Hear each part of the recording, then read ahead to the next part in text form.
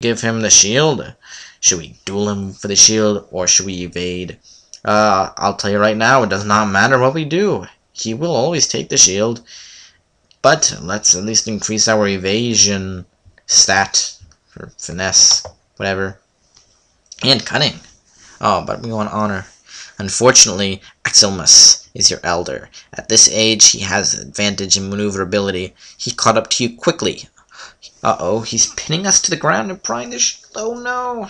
Then he crushed the shield in our jaws, wasting the magical energies within it, and spit it out. He laughed with a great roar as he flew away, and we screamed back, "Jerk!" Stupid jerk. Stupid clutchmate. So, let's see, we have stats. You could see these add up to 100. Yay. And we have money. I don't know why we have any money, to be honest. But whatever. Let's begin our adventure as a dragon. We spent several weeks winging our way across land. Life as a traveling dragon has much to recommend it. Freedom of the air, the thrill of the hunt, and plentiful sightseeing opportunities. On one particular night, sleeping peacefully under the stars, you awake to find yourself under attack. A gigantic elder dragon towers before you, whipping you hard with its tail. It must be at least 4 times your size. "Whelp! How dare you sleep on my lands?" We can apologize, act tough, play nice. Do we want to kiss up? Let's plead ignorance. No, it's not honorable. We must play nice. Be an honorable person. Or apologize, it's more honorable. The elder dragon treats you with enviable disdain. It soundly beats you out of its territory. Find your own lair, it chortles. Despite the advantages, it seems that homelessness has some rather severe downsides. After all, you have nowhere to store your treasure hoard. So what have we been doing with it? Have we been carrying a dragon-sized backpack? A few days later, as you fly along, you see a large hill rising up from the land around it. Forests cover the lower slopes of the hill, giving way to grassy fields, and then a rocky crag at the top of the tower, or the hill. It's not a tower. A large cave mouth opens into the promontory. Don't even know what that word means. While you would have to check it out more carefully to be certain, believe that the hill contains a fairly complex cave. Plenty of game runs through the forest. Delicious game, that is. And, blah blah blah. What is this? Looking beyond the immediate environs, several human villages and towns are well within a day's flight, offering the promise of easy pillaging to come. But none are close enough to make harassment and annoyance likely. In short, this is the perfect lair. We can kill people and steal their stuff, and they can't come and kill us because they aren't dragons. And we can eat game. As we fly down to claim our new territory, we spot a group of small, mostly bald, orange-skinned humanoids outside the cave. They look up and point at you in terror and alarm. Some of them flee into the cave, while others bravely shake crude, ineffectual spears at you. "Don't eat me," jabbers one of the goblins. "Eat grub! He got meat on him." I don't know why they have that voice. I also generally think of goblins as green, but these are orange. The goblin who spoke pushes forward one of the other goblins with the butt of his spear. The other goblin, presumably Groth, drops his spear as he shakes in front of you. Cute. What do we do? Scare them off. Let's have some unbrutality to ourselves. A mighty roar and a puff of smoke and a fire are more than sufficient to scatter them. Almost no exertion, and they are all gone. What's more, as you follow them into the cave, you find that they are quickly offering food before you. It can be good to have respectful minions. It's good. We'll dress them up in adorable outfits and have tea parties with them. That is what I would want to do if I was a dragon. The cave complex within the hill is everything you hope for. It's defensible, spacious enough for a good horde, and full of these greasy little goblins who quickly acknowledge you as their eternal and sovereign overlord. They give you the best of their treasure and the finest of their foods. Well, almost the finest. They actually burn their very finest as an offering to their primitive goblin god. How do we react? It's good for them to serve their god. Is that our opinion? Or are we more along the lines of, we're the god, we don't like other gods? Well, I don't want to incur the wrath of God, even a cruddy goblin god. So, let's just stick with, let them do it. Also increases our honor, which is good. If a goblin should venerate their god, that is the divine order. Gotta keep the order ordered. Their offerings show that they are better than mere animals, and you tolerate and even encourage their offerings to their patron. You also secure the unswerving loyalty of the goblin shaman. Good job. Except we could have just killed the goblin shaman. That would have been good. Goblins obey every command, sometimes even anticipating your desires. They may be stupid, crude, and savage minions, but at least they're your stupid, crude, and savage minions. Life is good. It is good. A few days later, you hear the sound of squabbling from one of the other chambers. Poke your snout in and see that a rudimentary pit has been arranged, and some of the lowest status goblins are being made to fight for the amusement of the chieftain, now your lieutenant. The fight is savage, and it's clear that the losers will die. So, how are we? Are we, don't kill them, you're my minions? Are we, we love it, it's so funny, let's watch them kill each other? Or, well, who cares? To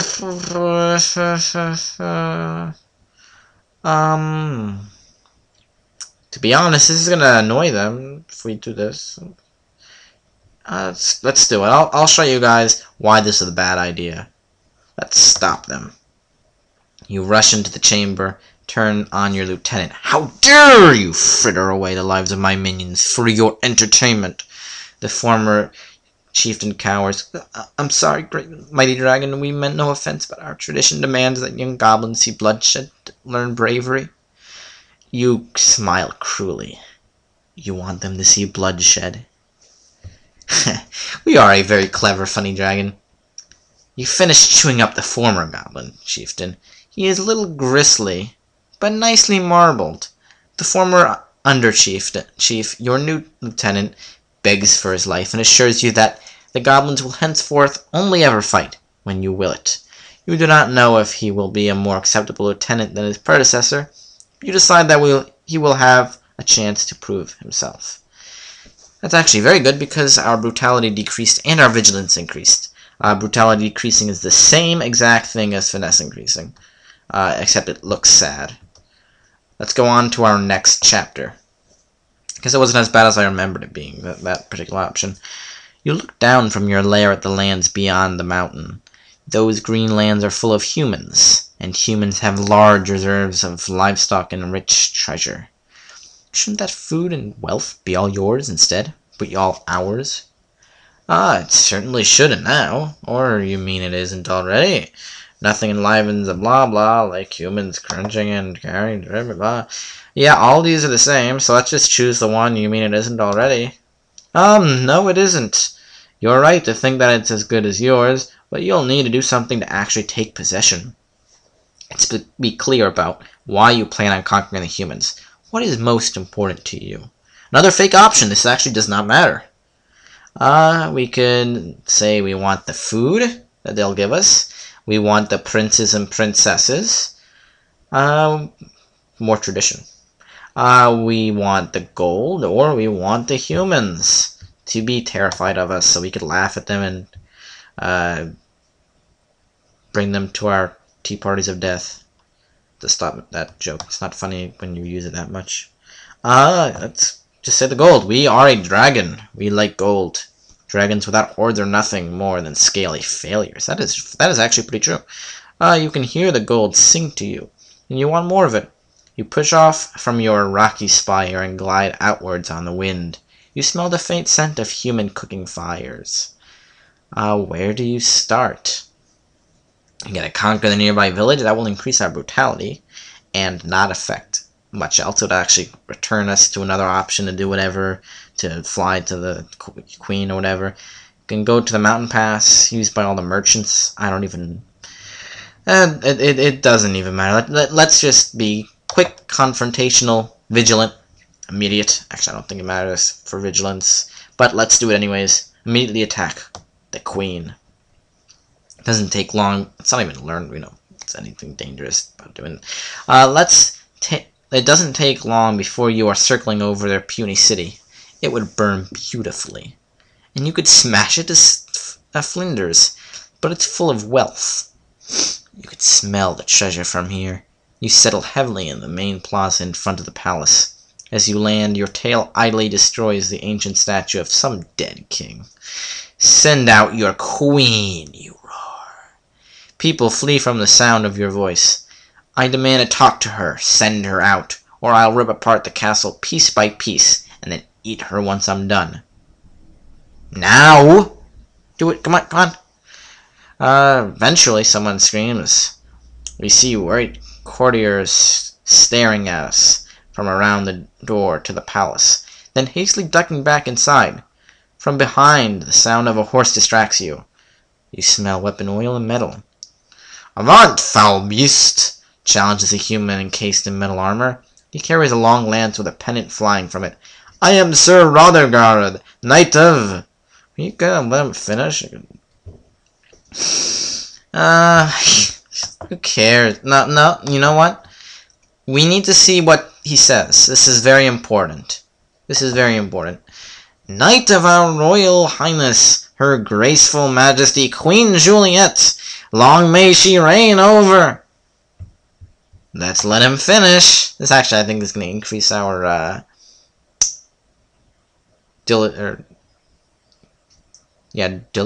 whatever, let's go. Assault. I am her sworn protector. I challenge you, beast, and I shall skin your dead body to make my next shield. He spurs his warhorse toward you.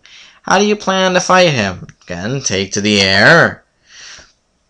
Your wings beat to the air as you rise upward, out of the reach of his lance. He seems a bit bewildered by this simple tactic. He reins his horse to a halt and cries upward, "Come down and fight honorably!" Instead, you breathe fire on him. He's still alive as his horse catches fire beneath him, but not for long. You're picking your teeth with the cooling remains of his lance when the queen cautiously pokes her head out from around the palace doors, sighs, and emerges out into the courtyard. Mustering whatever dignity she can, the human queen steps outside the door to her palace. You can smell fear, and her courtiers beg her not to, but she emerges to meet you with what passes for human courage. You smile. A terrible sight. Beast? She asks, in a remarkably steady voice. I am Queen Juliet. We have not offended you. What is it you want with us? What is it we want of her? Can eat her? She probably tastes pretty good. But that would increase our brutality. Let's command the queen to surrender her kingdom. Use her as our puppet. Strategy. How do you want to command the queen? Cleverly or brutally? Let's see. Dang! We are not clever or brutal. Okay, well,